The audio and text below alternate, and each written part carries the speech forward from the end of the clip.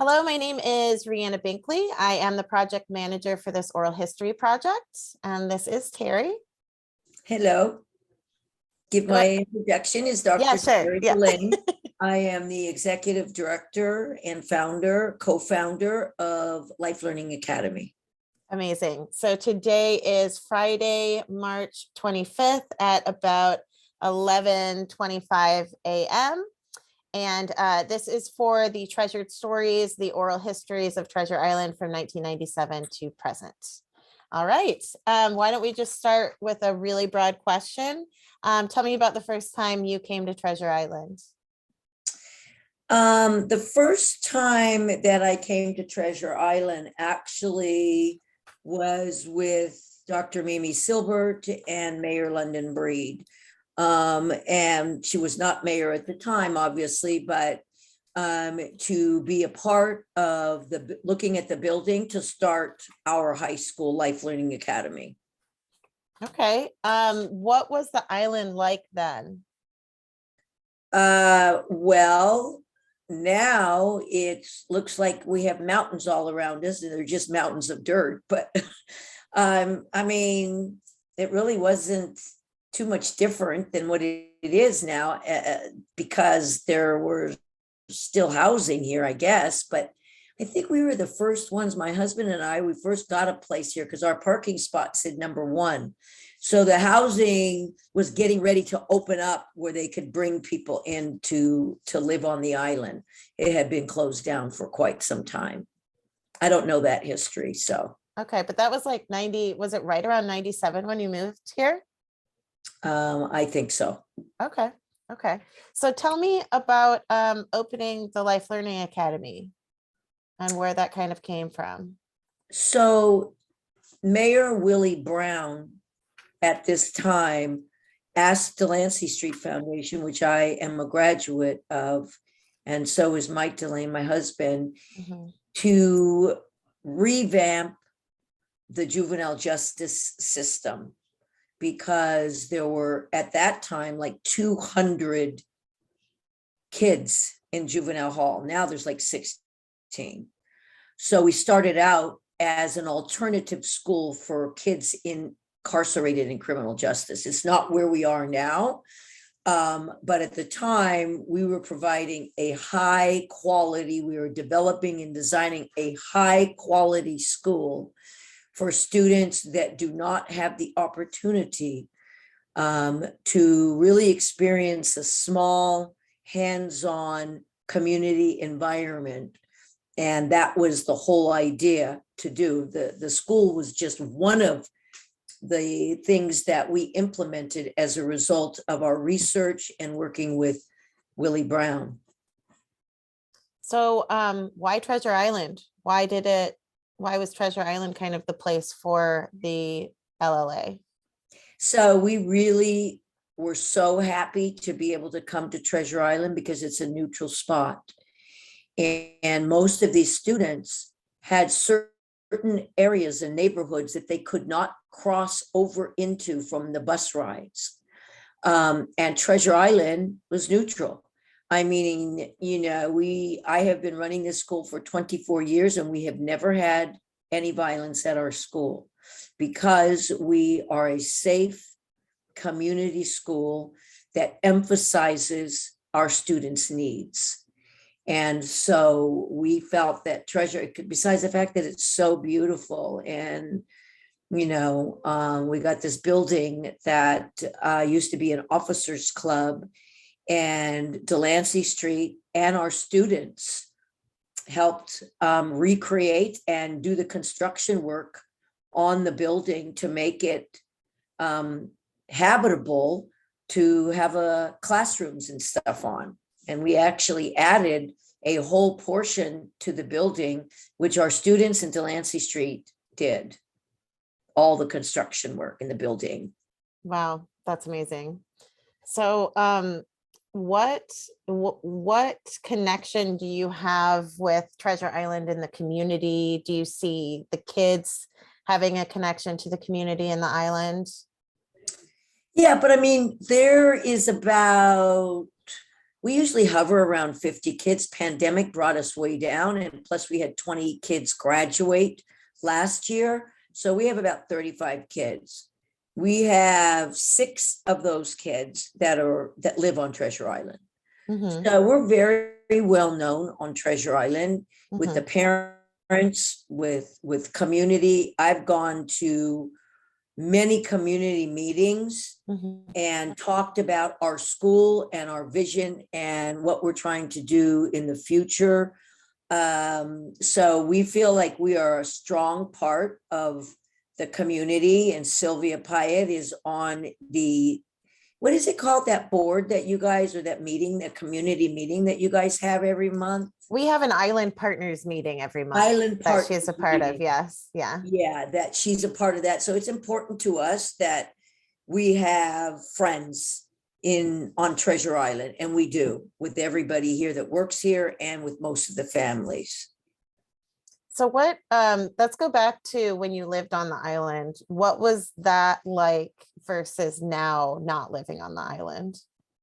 Well, we really didn't live here for a very long time. And there's different reasons. I didn't feel like it was safe. And so, I mean, it was okay. I'm not going to sit and say that it was a great experience living on the island, because I don't really feel like it was. And I feel like some of the ways that it started getting developed was not good for us. So we ended up leaving and moving to Yerba Buena Mhm. Island for a while, and still the same things were happening. So we left and now live at Delancey Street still. I've always kept my place there, but we moved all the way back in. Okay. So what, I guess let's talk about the Old Officers Club. Mhm. Can you tell a little about that? So the Officers Club, I mean, I don't know anything about the Officers Club before we got here. I can only tell you that the building is perfect to house what we need, which is, now we're in the process of raising money to expand, because that housed perfectly this building for 60 students. And the classrooms that we revamped and refurbished and stuff is perfect for a small school. But we now are really embarking on a mission to build a school on Treasure Island for 100. And, we also have housing here for students. So, we just love being on Treasure Island because it's beautiful. And I think as we go forward on this development, it's just going to be wonderful for people. Yeah, for sure. Mhm. Can you just tell a little for people who aren't familiar with LLA, can you just tell a little bit about what you guys do and kind of what your capacities are for teaching and for in-house living and all of that? Yeah, and the other thing about, as we go and the vision is larger, we're going to hope that we can have housing for teachers, because everybody knows Oh, yeah. that it's really difficult for teachers and to live anywhere in this area. But our school, traditionally, our teachers pretty much don't leave unless they move out of state. We have a really strong retention rate of teachers because we have a really great community. Building this school and this school community basically was developed through my bringing Delancey Street spirit here. It is a Delancey model in terms of teaching people how to all be together, regardless of where you're from, what neighborhood, what your background is, that we pool together. We have a wonderful culinary program where we have a great lunch, and this is completely free to all of our students. We have a beautiful garden in the back where it's an organic farm where we grow all of our own vegetables. And our classrooms are very small, 6 to 8 students per class. With Wow. one teacher. Our kids basically that come here now has gone from being basically criminal justice students to students from all walks of life, and mostly students that have fallen, just can't go to school for various, they're being bullied. They gave up on the school system. It's too big. Social media, fights, violence, all of the things that can happen in a larger school. And so they come here as kind of left out students, and they find a community, which they never forget. I have the same cell phone number as I've had for 24 years. And I got a call yesterday from a student who was here 23 years ago. Oh, And she said, "Hi, Teri, this is Sierra." And I, of course, am not going to say Sierra who, because she'll get her feelings hurt, even though I haven't talked to her. And she goes, I go, "Oh my God, it's so great to hear from you. When was the last time I talked to you?" yeah. And then she started saying when she was at the school, and I, of course, remembered her, Oh, and she's bringing her daughter. So we have several students whose children, probably 10, who used to be here, who are bringing their kids to attend this safe, wonderful, what I will call a high-end private school, but is not a private school. We're a public school, but has all of the things that a private school would offer, that we offer: workforce, great internships where they learn how to work, counseling where they are able to talk about things that they need, a great culinary program, a pathway to college, since we have concurrent enrollment and partnerships with Laney, with Skyline, and with City College. So anything that a student needs and wants, who have not previously been able to get, they come here and they get. And the one thing that we didn't have, but became imperative to me, because we lost a student when she was 14 years old because she was living unstably, and no one was paying attention to the fact that she had a medical problem. She called me, we called an ambulance, and she died on the way because she had an appendix burst. There was no reason for her to have died. So it was at that point that I said, because my life was saved through Delancey Street at 20 years old, being on the streets from age 14 to 20, shooting heroin, being in and out of juvenile hall, and overdosing several times. And the last time I overdosed, there was a man that was in the hospital that when I woke up, he was there. He says, "You're leaving here and you're going to San Francisco." And my whole family are addicts, everyone in my family. And at that point, I basically waved the white flag and said that I didn't want to die. I went to Delancey Street and got my life saved. So when Shakria called me and she died at 14 because she had no place good to live, I get it. So it was then that we embarked on this huge mission to raise $4 million, which nobody thought could happen, to build the first of its kind dorm. Bob Beck was a major player in this, because most people, when I would bring them over and we go out into the back of our school and say, "Can't you just see this beautiful dorm for these kids that need safety and a place to live?" He believed in that from the beginning. That meant a lot to us, that he really helped that happen. Mm-hmm. So being a part of Treasure Island community, to not only just be here on the island, but provide something for kids that don't have. We built that building. We raised $4 million to build it, and we still had no money to operate it at the very end.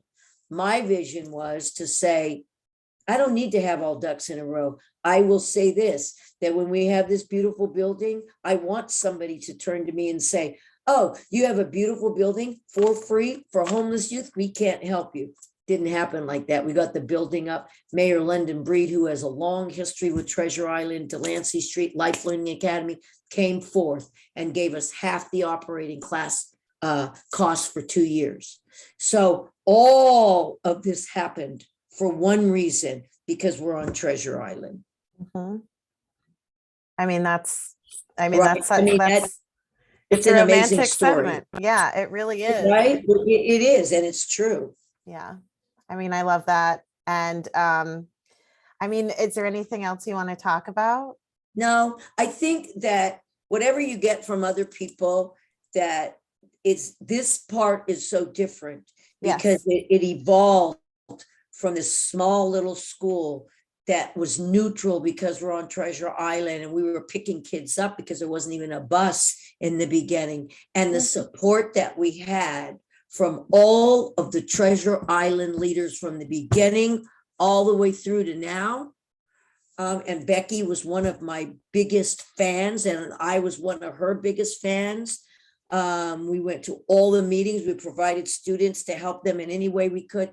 It is about one thing: community. It is about giving back to your community, and it is there that you will receive, which is why we raise the money, and we're not fundraisers. Now we have a whole fundraising team, but we were not fundraisers. To raise this money was not easy, but it happened. But it wouldn't have happened if we didn't have the support from the staff and the big wigs on Treasure Island. I love that so much. Yeah. Well, thank you so much for sharing. I really appreciate your time. This is such an important story. Like it just had to go into the oral history. So I really appreciate it. Okay. I'm gonna push stop recording and we'll chat in just a second. Thank you so much, Sure. Teri. No problem. All right.